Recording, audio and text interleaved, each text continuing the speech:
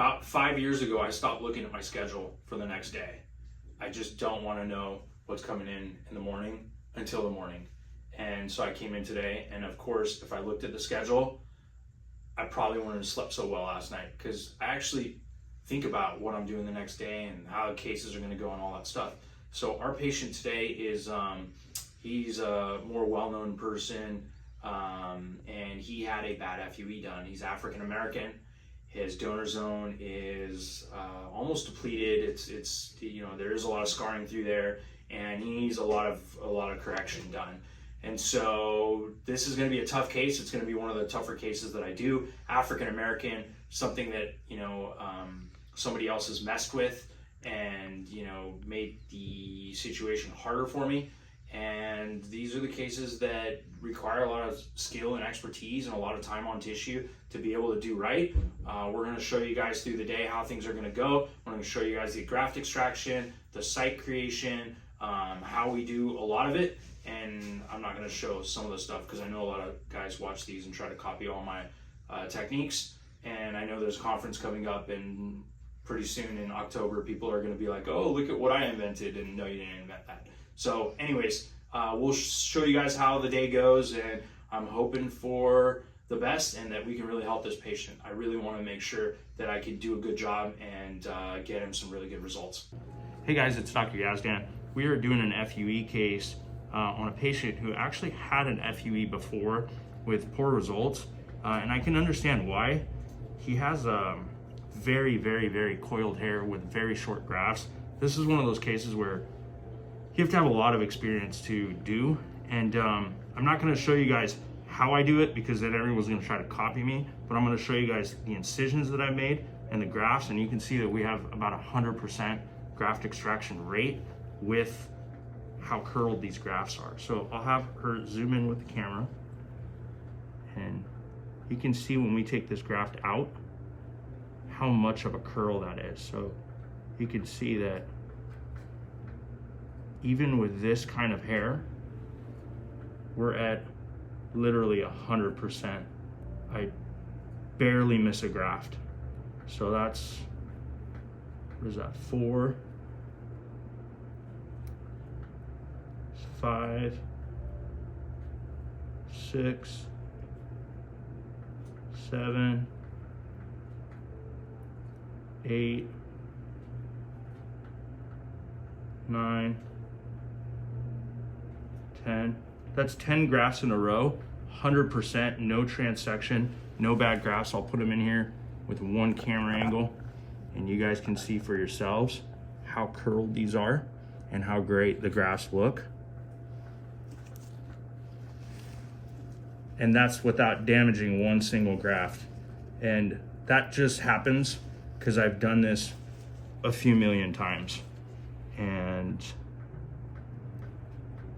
this patient's gonna be very happy with his results. So earlier we showed you the extraction of the grafts and how accurate we are in terms of getting the grafts out without having any trauma. Now our patient had a hair transplant that didn't really go so well. He didn't really get any results. He had scarring and damage to his donor zone. That made getting the grafts even more difficult, but you know, we had almost 100% accuracy. Now, one thing I wanna show you guys is people may say, well, okay, you have large incisions, that's why you have accuracy. This was done with a 0.8 millimeter punch.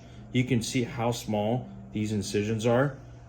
This is gonna heal and you're almost never gonna be able to tell that it was done. Now, that the rest of the scarring you see like through here is from his previous FUE, but you can see these incisions, how small they truly are for such a complicated procedure. And then what we're gonna do is we're gonna take those grafts and we're basically gonna fill in the patient's crown, and he has a little bit of a missing patch up here in the front. We're gonna cover that in, and you know, we're gonna do our best to improve this. Once you have a transplant that hasn't gone so well, it's hard to make it perfect, but I'm gonna make this as darn near perfect as possible. And you know, I really want all our patients to have a good result and a good outcome, and I think we're gonna really be close to that with this.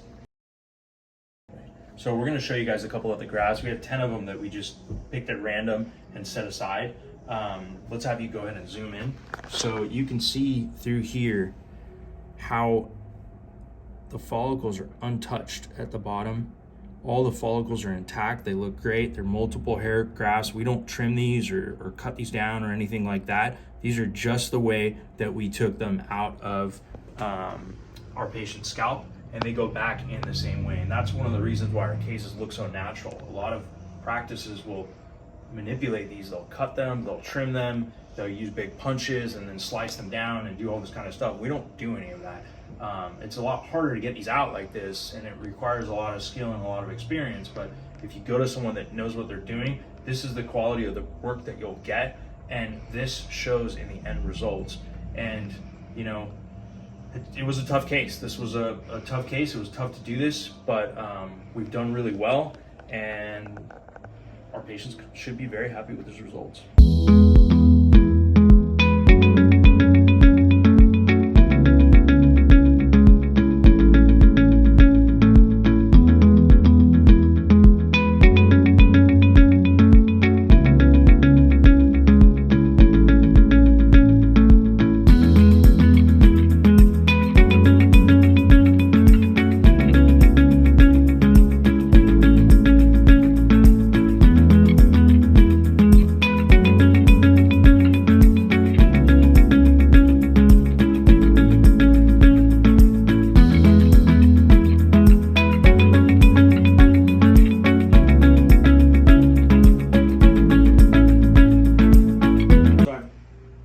Incisions in the patient's scalp and his crown up here a little bit in the front. The next step we're doing is a procedure we do with our surgeries that's called PRP. We basically take the patient's blood and we separate it into portions that's really high in growth factors and healing proteins. We add a medication called ACell to that and then re-inject that through the scalp. This in surgeries is going to help our patient heal quicker. Sometimes you get a little bit less shock loss, and overall you get results a little quicker. So we'll start doing the PRP injections. Our patient's fully numb right now, so it's not something he's really going to feel.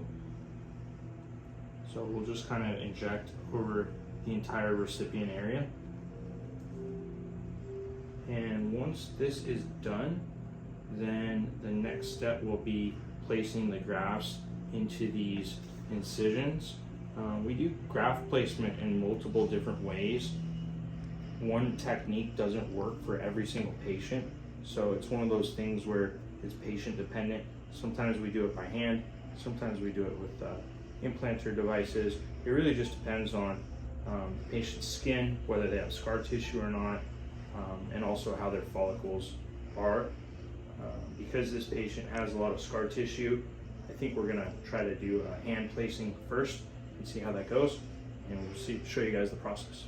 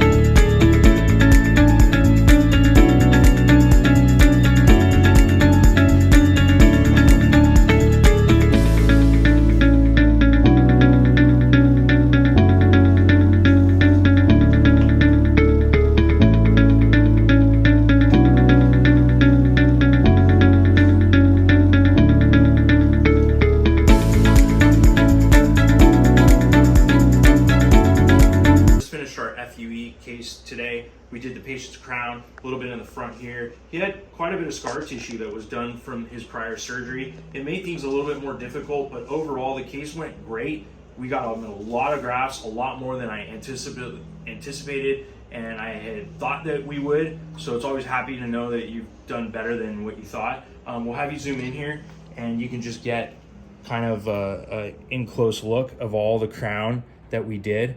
All the way up to here, and then he had a strip of thinning through there.